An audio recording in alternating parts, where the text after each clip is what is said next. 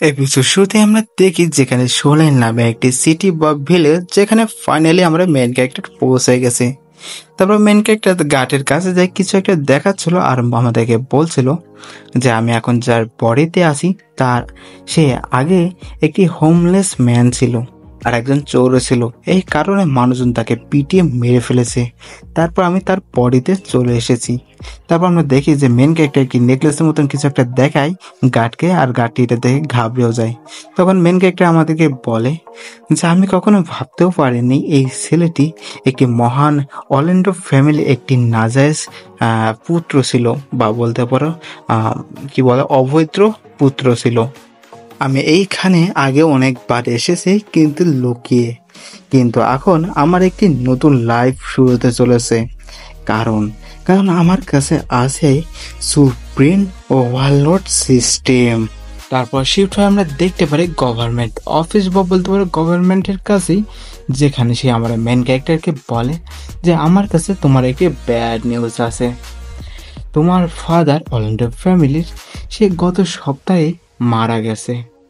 এখন তোমার অলেন্ডো ফ্যামিলি উত্তরাধিকার হিসাবে তোমার সৎ ব্যাদার উইঙ্গার অলেন্ডোকে চুজ করা হয়েছে। কিন্তু তোমার ব্যাদারের সবচেয়ে বড় কাটা হলো এখন তুমি, মানে মেন ক্যারেক্টার চাইলে ওই তোমার উত্তরাধিকার পথে নাম দিতে পারে, যোগ দিতে পারে। তার জন্য মেন ক্যারেক্টারকে কথা বলা হয়েছে। যাই হোক, তখন মেন ক্যারেক্টার কথা শুনে বলে তা কি হয়েছে, তুমি কি বলতে চাইতেছো?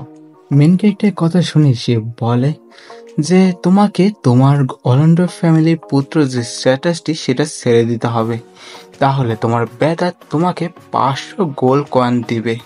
তারপর একটি লোক একটি বক্সে 500 গোল্ড কয়েন সেটি মেন ক্যারেক্টারকে দেয়। মেন ক্যারেক্টার সেটা দেখে আর মনে মনে বলে এইগুলোর সাহায্যে আমার নেক্সট লাইফটি তৈরি করতে অনেক সোজা হবে।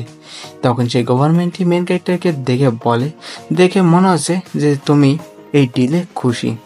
তখন মেন ক্যারেক্টার কিছু একটা ভাবে, তারপর ভাও খেতে খেতে বলে যে একজন অলেন্ডো ফ্যামিলির একজন হয়ে আমার সম্মান আর গর্ব তো আছেই, যা আমার ফাদার আমাকে দিয়ে গেছে।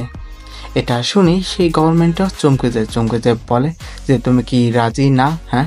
তখন মেন ক্যারেক্টার বলে যে আমার এই 500 গোল্ড কয়েন এনাফ না। তখন এই কথা শুনেই সেই গভর্নমেন্টটাও বুঝে যায় যে তার কি করতে হবে। তখন মেন ক্যারেক্টারকে বলে আচ্ছা ঠিক আছে, তোমাকে আমি 1000 গোল্ড কয়েন দেব, কিন্তু তোমাকে মানে আই থিঙ্ক মেন ক্যারেক্টারকে দেওয়ার কথা কয়নি, মেন ক্যারেক্টারকে ঋণ হিসাবে দেওয়ার কথা বলা হয়েছে, কিন্তু মেন ক্যারেক্টারের কাছ থেকে কোনো সুদ দেবে না তুমি কিছু একটা বলা হয়েছে। ওকে, আমি হালকা একটু কনফিউজ হয়ে গেছি জায়গা। যাই হোক, মেন ক্যারেক্টারকে একটাই শর্ত দিবে যে মেন ক্যারেক্টারকে এই সব গোল্ড কয়েন তার সিটিতেই ইউজ করতে হবে, মানে তার বাইরে যেয়ে কোনো ইউজ করতে পারবে না, তার সিটিতেই এই গোল্ড কয়েন ইউজ করতে হবে। তখন মেন ক্যারেক্টারও তার গোল্ড কয়েনটি একটু মানে স্টাইলের সঙ্গে চাই আমরা ভাই আমি জানি না কি বলে করে বলে ওকে ডিল। তারপর মেন ক্যারেক্টার তার কাছে জিজ্ঞেস করে আমি শুনেছি যে তোমাদের এরিয়ায় বারবেরিয়ান স্লেভ পাওয়া যায়, হ্যাঁ?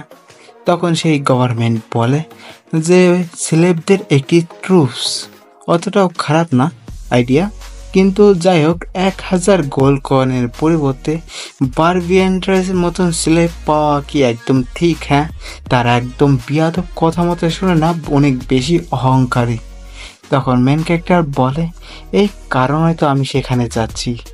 তখন সে বলে আচ্ছা ঠিক আছে, 50 জন বারবিয়ান 20 গোল্ড কয়েনে। তারপর তার একটার সঙ্গে আমি জানি না, তার হয়তো কোনো কর্মচারী হবে, তাকে বলে যে যাও তাকে নিয়ে যাও। তখন সে বলে আচ্ছা ঠিক আছে, দয়া করে আমার সাথে আসুন। তখন মেন ক্যারেক্টার মনে মনে ভাবতেছিল যে যাক, আমার ফার্স্ট প্ল্যানটি কাজ করেছে।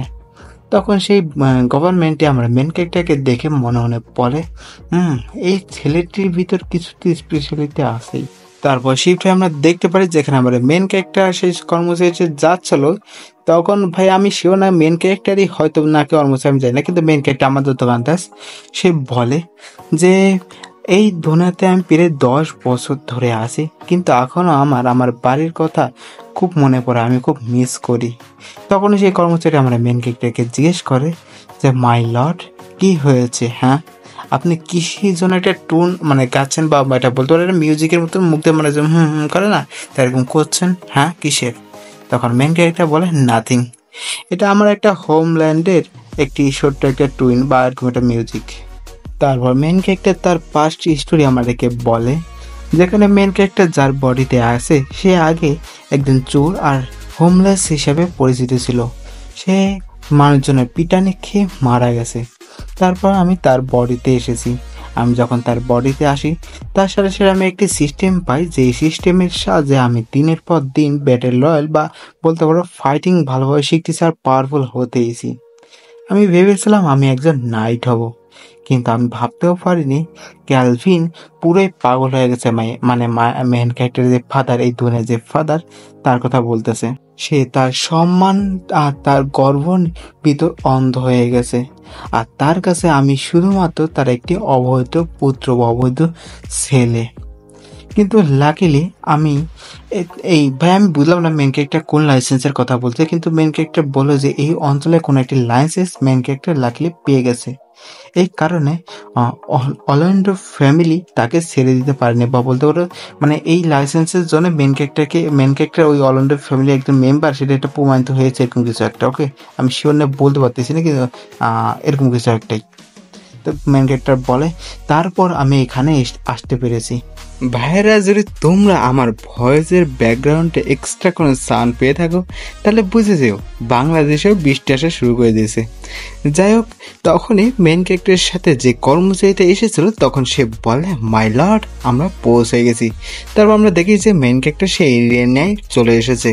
তখন মেন ক্যারেক্টার কাউকে বলে যে আমি শুনেছি তোমরা হাই লেভেলের বারবিয়ানের একটি দল পেয়েছো, হ্যাঁ? তারপর আমরা দেখি একটা ফ্যাট এবং মোটা মহিলাকে বলছে, সে মেন ক্যারেক্টারকে বলে, হ্যাঁ পেয়েছি তো, কিন্তু আপনি? তখন মেন ক্যারেক্টার তাকে বলে, আগস্ট ফ্যামিলি সৈন্যের গঠন এবং রাজ্যের উন্নতির জন্য আমাকে সময়টি জানিয়ে কিছু বারবিয়ান আমার কাছে বিক্রি করতে চেয়েছে। তখন এই কথা শুনে সে বলে, তা আগে তো বলবেন, আমি মনে করেছিলাম আপনি ভাই আমার উচ্চারণ হয় না, গেরগিটিয়ার এরকম কিছু একটা, তার একটি কমবাট ফাইট দেখতে এসেছেন। ভাই আমার উচ্চারণ হতেছে, আমি অনেকবার ট্রাই করছি, তোমরা যদি উচ্চারণ করতে পারো করে নিতে পারো, আমি দিয়ে রাখছি। ওকে, যাই হোক, তারপর সেই মহিলাতে আমার মেন ক্যারেক্টারকে নিয়ে যাচ্ছিল আর হুদায় জ্ঞান মারতেছিল, বলতেছিল যে আমি তোমাকে আগেই বলে দিই সেই বারবিয়ানরা অনেক বেশি পাওয়ারফুল।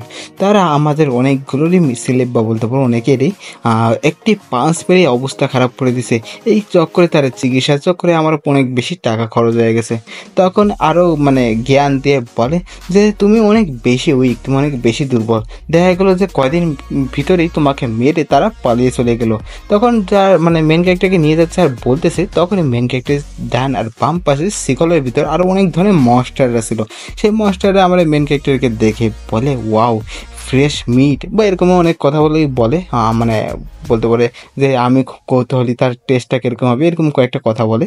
যাই হোক, তারপর সেই মহিলাটি একটি কুমিরের কাছে নিয়ে যায়। কুমিরের কাছে নিয়ে যায় বলে তারা এরকম ধরনের কুমিরকে আরামসে মেরে খেয়ে ফেলতে পারে। এই কথা শুনে মেন ক্যারেক্টার বলে, ওয়াও, তারা এরকম কুমিরকে পেলে আবার মেয়েও খেয়ে ফেলতে পারে। এর মানে যদি আমি তাদেরকে কোনো সময় মারধরও করি তাহলে তারা নিজেকে গুছিয়ে নিতে পারবে। আমি এই জায়গায় একটু কনফিউজ হলাম, মানে মেন ক্যারেক্টার কী বলো, কিন্তু আমি যতটুকু বুঝি সেই অনুযায়ী কইলাম। ওকে, যাক, এই কথা শুনে মেন ক্যারেক্টার কথা শুনে সে প্রচণ্ড ঘাবড়ে যায় না, কি বলবো আমি এই রিয়াকশনে কী বলবো। কিন্তু মেন ক্যারেক্টারকে বলে যে তুমি কি আমাকে হাসানোর চেষ্টা করতেছো? হ্যাঁ, তারা শুধুমাত্র 2 থেকে 3টা পাঁচ মেরে বন্য নেকড়ে বা বুলফকে মেরে ফেলতে পারে, আর তুমি কনকারকে, তুমি সত্যি পাগল হয়ে গেছো, হ্যাঁ? তারপর সেই মহিলাটি মনে মনে বলে যে এই লর্ড কি সত্যি পাগল টাগল নাকি, হ্যাঁ? তারপর মেন ক্যারেক্টার তার কাঁধে হাত দিয়ে বলে যে তোমার সেই বিষয় নিয়ে একদমই ভাবার কোনো দরকার নেই। তারপর মেন ক্যারেক্টার মনে মনে বলে, বরং এই কথা নিয়ে ভাবা উচিত যে তারা যত বেশি পাওয়ারফুল হবে তত আমার ইচ্ছা পূরণ করতে পারবে, আমার প্রত্যাশা পূরণ করতে পারবে। আর এছাড়াও আমার কাছে ট্র্যাম কার্ড হিসেবে আমার সিস্টেম আছে। তারপর মেন ক্যারেক্টার সিস্টেমকে আমরা দেখতে পারি। মেন ক্যারেক্টার সিস্টেমের উপর কিছু স্কিল তো না, কিছু মেন ক্যারেক্টার স্ট্যাটাস দেখাচ্ছে, তোমরা চাইলে পড়তে পারো। আমি অত ডিটেলে পড়তেছি এখানে, আমি ভালো করে এখনো বুঝতেছি না। যাই মেন ক্যারেক্টার সিস্টেমকে দেখে আর বলে যে গত 3 বছর ধরে আমি অনেক বেশি ট্রেনিং করেছি, এখন সেই ট্রেনিংয়ের ফল সবার সামনে রিভিল করার সময় হয়ে গেছে। মানে মেন ক্যারেক্টার এখনও তার পাওয়ার কারোর দেখায় নেই, তাই সেই পাওয়ারটি মানে এখন ওই বুলফকে বারবিয়ানদের সাথে ফাইট করে দেখাবে, তাই বললো। যাই হোক, এই কথা বলতে বলতে মেন ক্যারেক্টার তার মেন এরিয়ায় বা বলতে বল এরিনার মানে এরিনার মাঝখানে না, তো এরিনাই চলে আসে। আসার পর মেন ক্যারেক্টার সবাইকে চিল্লায় চিল্লায় বলে বিগ গায়, মানে সেই বারবিয়ানদের কথা বলে যে আমি তোমাদের সবাইকে কিনে নিয়েছি, কিন্তু আমি জানি যে তোমার কারোই ছেলে বা দাসী হওয়ার কোনো ইচ্ছা নাই। এজন্য আমি সিদ্ধান্ত নিয়েছি যে তোমার একটা সুযোগ দেব, তোমাদেরকে আমার সাথে ফাইট করতে হবে। তোমরা যদি আমার সাথে ফাইট করে জিততে পারো তাহলে তোমরা তোমার স্বাধীনতা পেয়ে যাবা। এই কথা বলে মেন ক্যারেক্টার সেই উঁচু একটা জায়গায় ছিল সেখান থেকে জাম্প করে নিচে চলে আসে। মেন ক্যারেক্টার বলে নিচে এসে যে তোমাদের সবাইকে আমার সাথে ফাইট করতে হবে। আর এই কথা শুনে আমার ভিডিওটি আমি এখানে শেষ করতেছি। ভিডিওটি ভালো লাগলে লাইক কমেন্ট শেয়ার করে দিও, আর আমাকে কমেন্টে জানিয়ে দিও এই মাঙ্গাটি আমি কন্টিনিউ করবো কিনা। ওকে, যাই হোক, bye, good bye, tata, see you.